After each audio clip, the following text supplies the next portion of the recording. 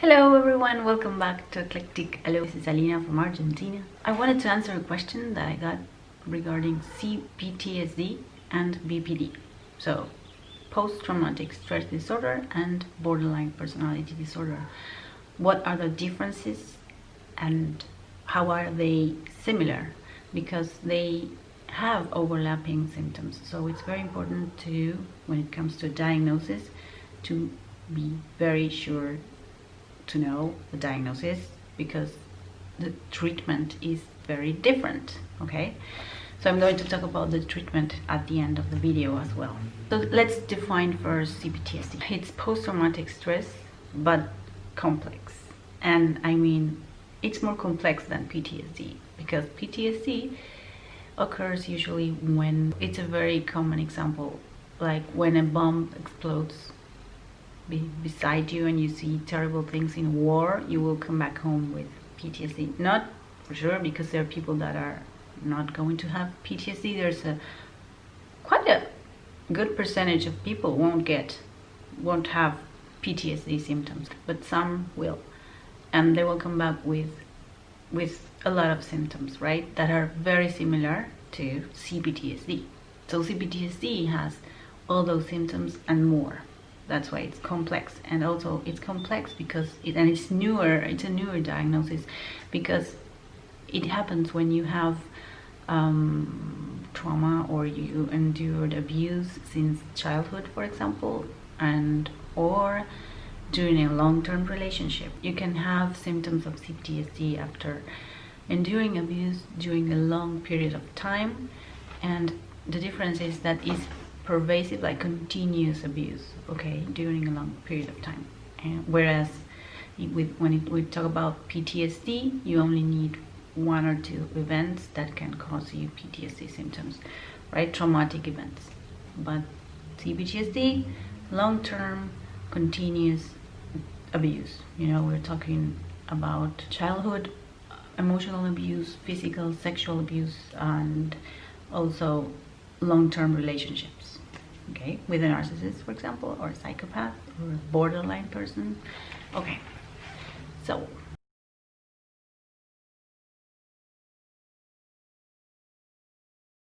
I'm going to tell you about the symptoms that overlap first. For example, suicidal ideation, triggers, flashbacks, difficulty regulating emotions. We'll see the core issue is different, but the symptom is the same. Both can blame themselves for their interpersonal problems. They have interpersonal problems. Their relationships are problematic. They can both push people away. Okay, C-PTSD does this. It's a shame-based disorder. So C-PTSD you will usually see people that blame themselves, and that's why they isolate themselves. They would feel as if they are kind of toxic or out of place or not well, you know, or not deserving of happiness also. But BPD will isolate themselves as well, but because they have this intense fear of abandonment, and that's one of the key features that differentiate both disorders. Okay, so BPD is a personality disorder. This means that they are in a group called cluster B. This is a cluster of disorders alongside histrionic, antisocial, and narcissistic personality disorder. Okay, but narcissism, in my opinion, if it's NPD, it's almost impossible to treat. So don't expect your partner or your family who is narcissistic to change. Whereas BPD, this has treatment, and I'm going to talk about it at the end. And since it's a personality disorder, the treatment is long-term, and you will have to check on people always, and they need continuous support. Frantic efforts to avoid abandonment. This is key, abandonment. You can see that how they don't want you to leave, okay? They also have this idealization and devaluing cycle with people. They have an unstable sense of self. They will change hairstyles continuously. They can, if they are hanging out with people, different people, they will behave like them. They will acquire hobbies from them. Unstable and intense interpersonal relationships. And also impulsiveness. Very impulsive. They have difficulty regulating emotions. BPD has 9 criteria. You will need 5 of the 9 specified points to diagnose the disorder, okay? BPD, self-harm, fear of abandonment. This fear of abandonment, once they anticipate it, they will recur to frantic efforts to avoid that. And they can do anything, you know, all sorts of different things. They will also try to regulate their emotions by self-harming themselves. Redundant. By harming themselves. They can drive recklessly. They will maybe have reckless behavior, like they don't take care of themselves with sex, with eating, overeating, with binge eating, with drug use, alcohol, spending money, and all that. Since they have this fear of abandonment, very strong fear of abandonment, they will have a problem with being alone. So they will, that's the difference with C-PTSD.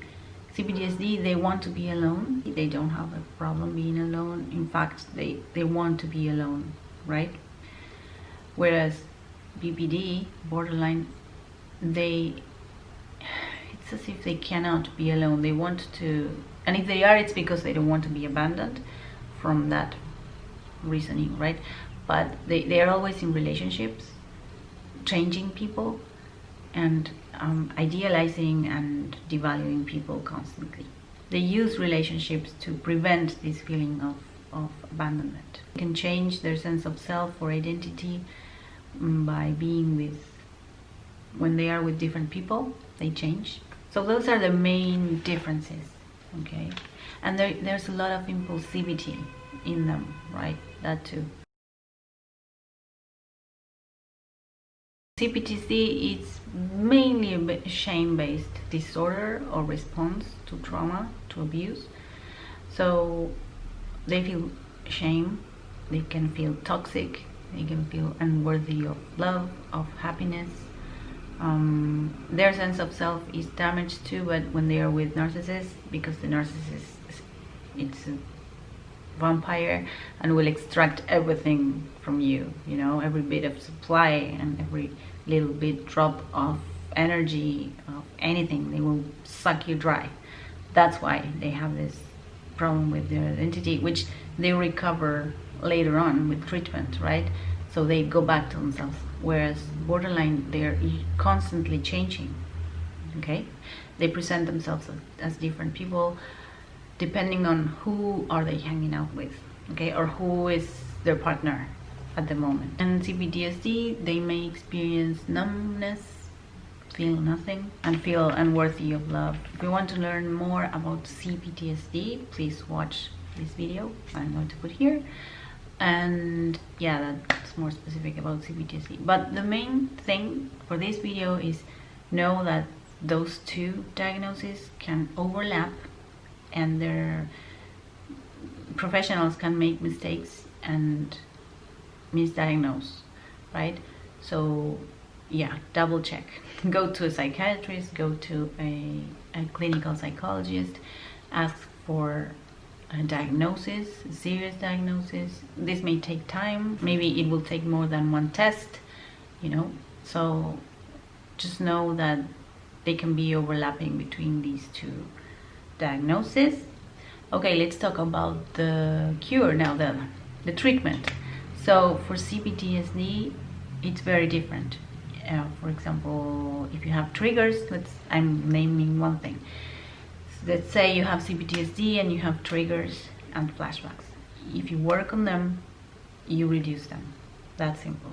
It takes a lot of work, it hurts, you need discipline, you need to be mindful. Mindfulness helps a lot with C-PTSD, but with BPD it's not the same. Okay, although in the treatment mindfulness is a huge part of the treatment, but you need other things, behavioral things and cognitive things, so it's different. And so the treatment for BPD is DBT, dialectical behavior therapy, and you find a specialist, a specialized counselor or psychologist, a specialized therapist that works with borderline people, that does DBT. It's important that you find someone that does DBT, because this theory is the one that has been proven to actually really help borderline people. Marsha Linehan is the one that developed this theory, and she was diagnosed at one point as having BPD, so she really knows what she's doing. And yeah, BPD, go find a DBT therapist, because you will need individual therapy and group therapy. So you need to work like that, because it's a very long treatment with BPD. With C-PTSD, you can treat it and it reduces with mindfulness, with different things, right? But BPD is a different story. So it's very important to diagnose, both disorders correctly. So thank you so much for being here today, for your questions and for your comments, and I will see you next time. Okay, take care. Bye bye.